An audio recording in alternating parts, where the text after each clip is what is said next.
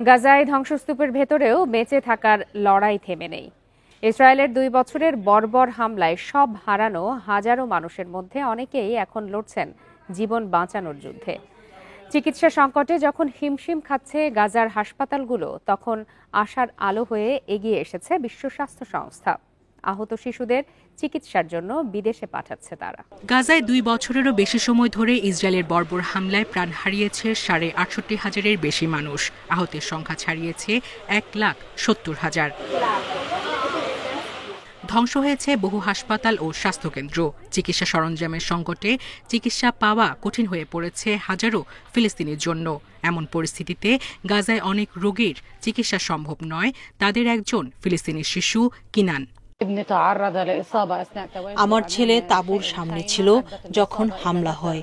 বোমার আঘাতে তার একটি পা কেটে ফেলতে হয়। 1 সেপ্টেম্বর থেকে আল নাসের হাসপাতালে চিকিৎসা চলছিল।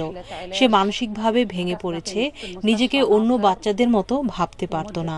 গাজায় তার চিকিৎসা সম্ভব ছিল না। 29 অক্টোবর বিশ্ব স্বাস্থ্য সংস্থার উদ্যোগে উন্নত চিকিৎসার জন্য সংযুক্ত আরব আমিরাত, রোমানিয়া ও নেদারল্যান্ডসে কিনান সহ 30 জন রোগী ও 60 জন অভিভাবককে পাঠানো হয়। যখন জানতে পারলাম আমরা বিদেশে চিকিৎসার জন্য যাচ্ছি, আনন্দ আর কষ্ট দুই কাজ করছিল। ছেলের অবস্থার জন্য মন খারাপ হলেও এখন আমরা আশাবাদী সে কৃত্রিম পা পাবে। কিনানের মতোই আরেক শিশু মীরাও যাচ্ছে উন্নত চিকিৎসার জন্য। জন্ম থেকেই সে বোন ম্যারো ফেইলরে ভুগছে। মীরার রক্তের প্রয়োজন ছিল, কিন্তু যুদ্ধের কারণে ল্যাব বন্ধ থাকায় রক্ত পায়নি। অনেক ওষুধও ছিল না। পুষ্টিকর খাবারের অভাবে তার অবস্থা আরো খারাপ হয়েছিল। এখন তাকে নিয়ে রোমানিয়ায় যাচ্ছি। আশা করি ও দ্রুত সুস্থ হয়ে উঠবে।